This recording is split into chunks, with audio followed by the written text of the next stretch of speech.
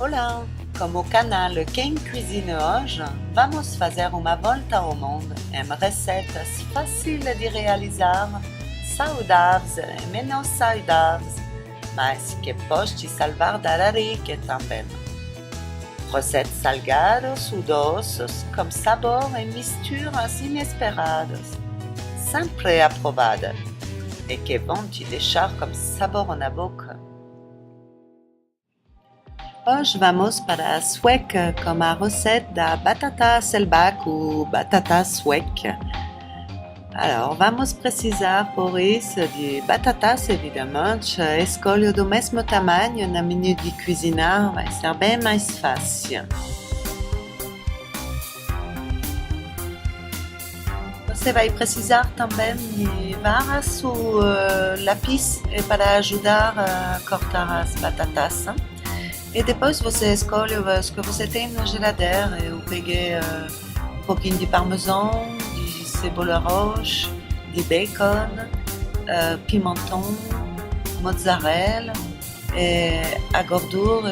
Eu tive um pouquinho de mascarpone caseira, então sal e pimenta do reino. Alors, primeiro passo é descascar as batatas. Agora, se não te incomoda de comer a pele, você deixa ela. Então, vamos bloquear a batata entre os lápis. Acima, quando vamos fatiar, a lama do faca ela vai parar quando ela vai encontrar os lápis e vai deixar uma base que vai permitir à batata de ficar inteira. Vamos fazer assim com todas as batatas. Tem que fazer fatia bem fina e bem regular. Vamos cortar bem pequenininhos que vai servir para o recheio e depois com a lama do faca vamos se ajudar para abrir as fatias e colocar o que você escolheu essa batata. Eu vou fazer com bacon, cebola, pimentão, mozzarella e depois mascarpone, sal e pimenta do reino.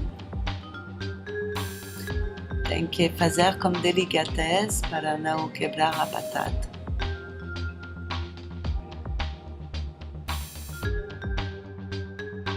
Você pode escolher outra gordura. A verdadeira batata selbach se faz com manteiga derretida.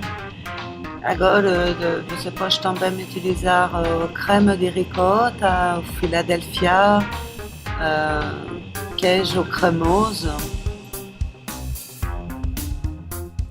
Mas precisa de uma gordura, porque ela vai permitir de não ressecar durante a cozedura. A vantagem dessa receita é que você pode fazer prazer aos todos os gostos.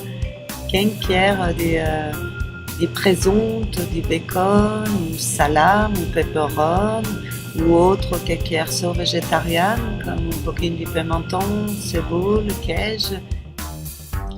As batatas estão quase prontas, vamos salgar para a última vez um pouquinho de pimenta do reino também e vamos levar para um forno pré-aquecido a 200 graus. Minimum 20 minutos de pré-aquecer o forno antes de utilização. Vamos levar para 1h10 minutos mais ou menos. Olha, na saída do forno elas são bem gratinadas, foi testada e aprovada com sucesso.